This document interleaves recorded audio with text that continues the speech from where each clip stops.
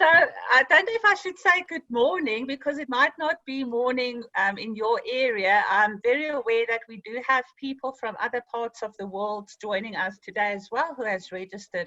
So a big welcome to all of you to our second session on Mindset of the Entrepreneur. This is a follow-up workshop from last week, Friday. We were going to run a session focusing on entrepreneurs, but we received a huge demand for a second session, and specifically to focus on some of the key takeaways that we had from last week. So we are very excited to welcome you all here. I would like to start with a quotation from South African-born entrepreneur Elon Musk, and we all, I believe, know who he is.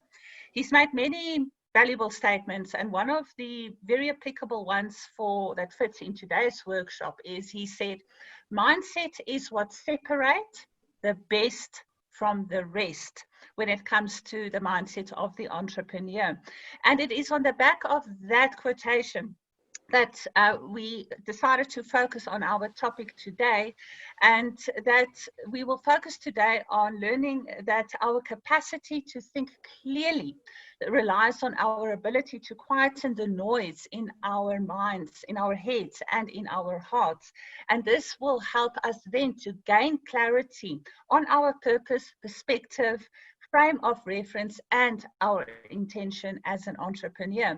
So for those of you who haven't met, seen, or heard me before, I'm still Liesel van Rooyen, and I will again today be your moderator for this session. One thing we have learned over the last couple of weeks with the workshops that we have run is that we all, as entrepreneurs and as individuals, because as individuals, entrepreneurs are people as well, we all are humans, we all need support. We need a community. We need a tribe, where a safe place where we can go to for support, where we can discuss and share our challenges, get feedback, get input, explore solutions together, and also even explore potential opportunities together. And we've seen that resulting from our workshops.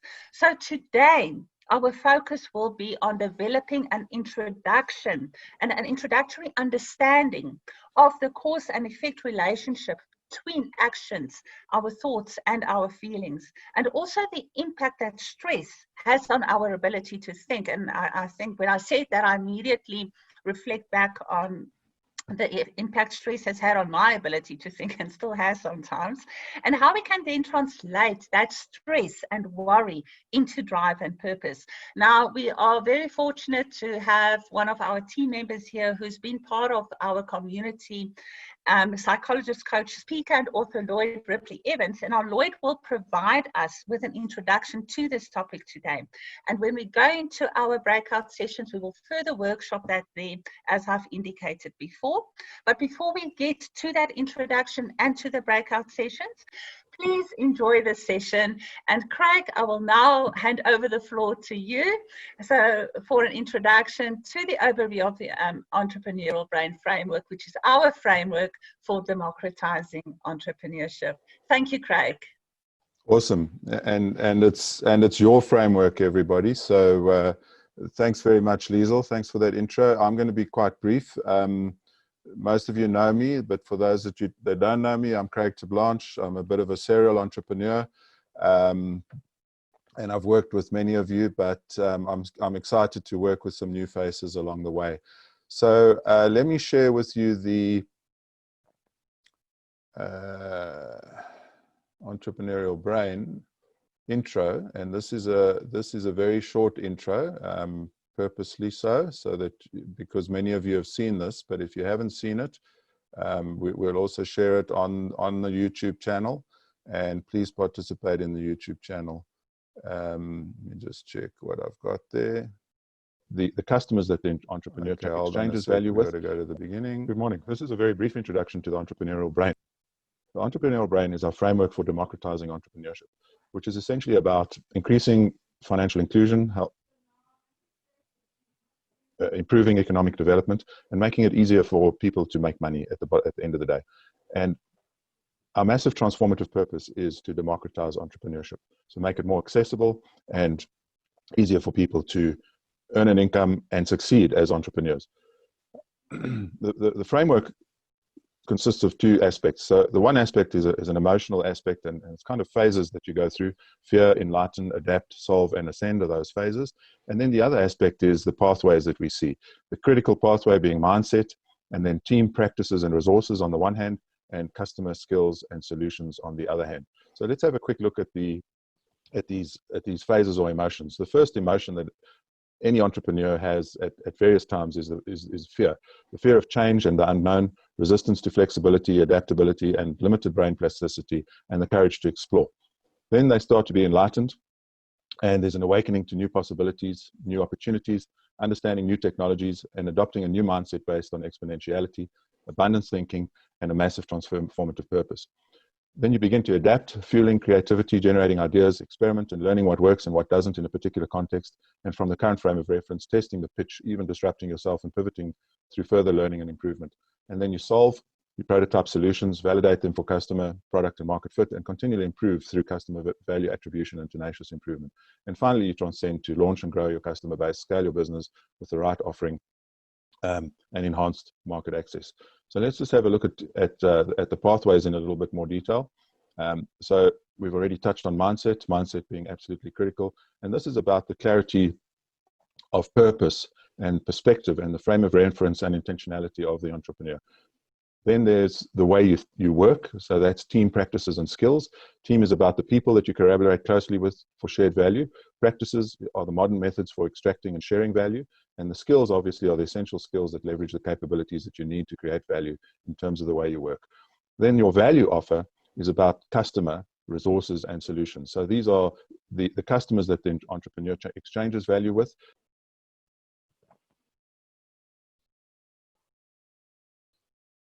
Resources about access to capabilities. There's so many things available that we need to be aware of.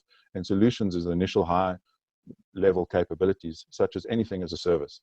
So that's a very short overview of the entrepreneurial brain. And I hope you'll join us to explore these concepts further. Cool, I hope that worked. Over to you, Liesel. Or are we going straight to Lloyd? We can go straight to Lloyd. Lloyd, the floor is yours. Thank you, Craig. Thanks very much, Craig. Thanks, Liesel. I hope you can all hear me clearly. Good morning, everyone, and thanks for joining this morning. It's good to see some names and faces from last week as well. So I think just watching that brief overview there by Craig, I think this whole idea of the entrepreneurial mindset the entrepreneurial brain framework is extremely exciting. And I think, as Craig mentioned, it's sort of it's there for everybody. It's sort of a collective effort, which is I think makes it even more exciting. And there's so much to offer for all of us. As has been discussed today, our focus is on our mindset, and mindset sort of is a critical starting point for all of us.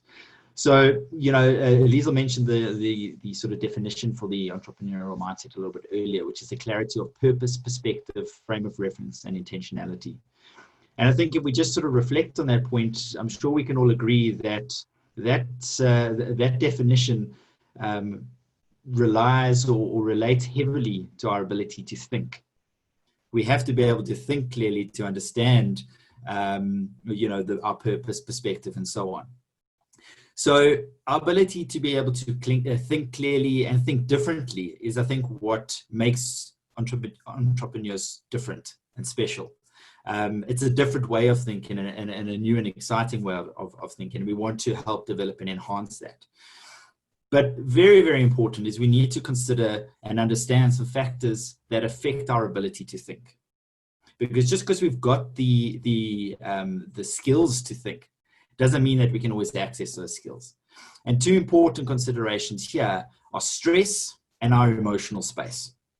They are critical in terms of their impact on our ability to think. So in our breakaway sessions, Liesel mentioned there's going to be a brief sort of introduction and discussion around this cause and effect relationship between our actions, our thoughts, and our feelings. But before we get into that, I'd like to take a couple of minutes just to discuss stress and the impact that stress has on our ability to think. So this isn't going to be a cognitive psych lesson, so don't worry about that. But I'm sure we can all agree and understand that the brain is an extremely, extremely complex organ. It's taken years and years, and people are still trying to understand how it's all working. And there's many different perspectives from all different fields that are trying to understand it. So today, I want to just sort of break it down as simply as I can. I want to break our brain down into three components, three parts. Some of this you may have heard before. There's something called the triune brain model, which some of you may be aware of. But essentially, I want to break it down sort of according to that, which looks at the brain according to these three sort of areas. So the first is what we call the reptilian brain. And the reptilian brain sits down here in our base stem. And the purpose of the reptilian brain is to basically keep us alive. It's our survival area. It's sort of our fight or flight when we sort of in extremely stressful situations, this sort of reptilian brain kicks in. But it's also all the automatic sort of functioning that goes on just in the background. We don't even realize, but it's helping us stay alive right now. This reptilian brain is sort of prehistoric, and it's there. Its ultimate purpose is, as I said, to keep us alive. We don't spend a lot of time focused in this area, because if we did, we would be walking around like mindless individuals, because there's a lack of ability to think in this part of the brain. Then we start to move into the emotional brain. And for me as a psychologist, this is the most critical part of the brain. But the emotional brain sits in our midbrain area and is sort of generally comprised of the various components of our limbic system. And this is where we think, this is where the emotional thinking takes place. This is not a logical thinking area of our brain, but this is where our fears, phobias, stress, and worry are all rooted. And we all deal with that on a daily basis in varying, to varying degrees. The next part of the brain, which is often referred to the human brain, is our thinking brain. It's a prefrontal cortex. It's right up front there. And that's where reason and logic take place. That's where our learning and problem solving take place. And that's where we want to be able to spend most of our time, because we're faced with challenges, faced with problems, and we want to be able to think and understand as we gain clarity on perspective and so on. But the reality is that our thinking brain becomes less accessible the more upset, emotional, stressed, or worried we become. And the more stressed and worried we become, our emotional brain can become overwhelmed, and we can slip into that reptilian brain, which is definitely not where we want to be. But there's a definite relationship between these parts of our brains, and we need to make sure that we understand this, that we can't just think our way out of stress and worry. It's not something that we just can cognitively do. We really need to invest in understanding this emotional component of our brains and who we are, because at the end of the day, we're all human beings. Well, at least for the next couple of decades, I think. But we need to learn to manage our brains, and that's managing our thoughts and feelings in order to maximize our output. So our key objective is to help develop and enhance your own entrepreneurial mindset. And we're hoping to do this by helping you gain a clearer understanding on some of the core factors that contribute to your mindset. So in the breakaway sessions, we're going to go through a nice sort of activity. It's going to be a group discussion where we're going to unpack and discuss this relationship between our thoughts, feelings, and actions. And hopefully at the end of it, you will be able to make some connections and reflections for yourself, and maybe start to make and implement some changes for yourself. I think just before we get into those breakaway sessions, Liesl, we're going to have a brief introduction from everybody. So I'll just start off, if I can, just dive straight in. I thought I'd save my intro for now, sort of in the beginning. But my name's Lloyd Ripley-Evans. I'm a psychologist, coach, speaker, and author. And I feel that my purpose is to really help people to maximize who they are as individuals, to really sort of develop the core of who they are so that they can be the very best versions of themselves. And as such, they can be an influence as much as possible in the short time that we have on this earth. So that's me. I look forward to engaging with my group in the breakaway session. It's going to be fantastic.